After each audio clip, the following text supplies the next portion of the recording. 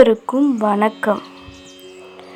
3 முக்கியமான வடிவங்களில் தத்துவம், நம்பிக்கை, வாழ்க்கை இவை மூன்றும் நம் வாழ்க்கையில் ஒரு பாடத்தை கற்றுக் கொடுக்கும். வாழ்க்கையின் தோற்றம். கோபி என்ற இளைஞன் சென்னை நகரத்தில் வளர்ந்தவன். பணம், வசதிகள், பதவி அனைத்தும் பெற்றவன். ஆனால் மனதில் எப்போதும் ஒரு களிப்பாடை உணர்ந்தவன். அவன் உள்ளத்தில் ஒரு கேள்வி: நான் யார்?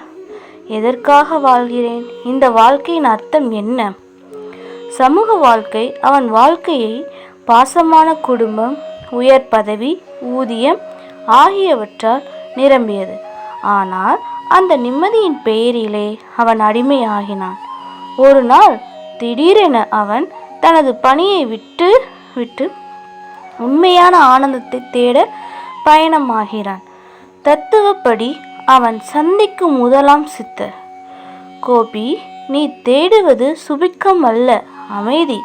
சுபிக்கம் வந்து போகும், அமைதி உன்னிடம் இருப்பதே. பேரறிவு முன் சந்திப்பு. கோபி ஒரு காட்டில் ஒரு ஆன்மீக ஆசிரமத்தை அடைகிறான். அங்கு ஒரு சாமியார் அவனை பார்க்கிறான். கோபி தனது குழப்பங்களை கூறினான். சாமியாரின் அனுபவம். சாமியார் சொல்கிறார்: அழகான ஒரு மானத்தை பின்னையால் கட்டி வைத்திருந்தால் அது சுதந்திரம் என்ற வார்த்தையை மறந்துவிடும். நீ அந்த மானம் போல இருக்கிறாய். தத்துவ சாமியார் தொடர்கிறார்: துயரமும் சுகமும் இரண்டும் பரந்த கடலில் அலைகளில் மாதிரி.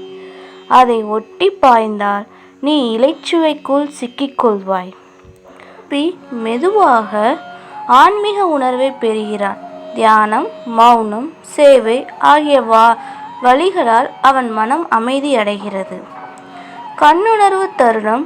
ஒரு நாள் சாமியார் கோபியை காட்டின் ஒரு சிறிய குளத்திற்குள் அழைத்துச் செல்கிறார். அங்கு ஒரு காகிதத்தில் எழுதப்பட்ட வசனம்: உன் உள்ளத்தில் உள்ள அமைதியே கடவுள். வாழ்க்கையின் நுட்பம் கோபி புரிந்து கொள்கிறான்.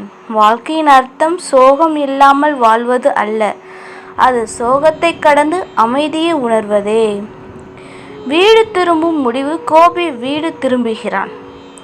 ஆனால் இப்போது அவன் வெறும் கோபி. அவன் வெறும் பணம் தேடும் மனிதன் அல்ல, மனநிம்மதி கொண்டு வாழும் ஜீவன். அந்தரங்க அமைதியே வாழ்க்கையின் உச்ச அர்த்தம். அதை தொடாத வாழ்க்கை தூக்கம் இல்ல கண்கள் போல. எனவே இந்த சேனலை பிடித்திருந்தால் லைக் செய்து சப்ஸ்கிரைப் பண்ணி கமெண்டில் உங்கள் கருத்தை கூறவும்.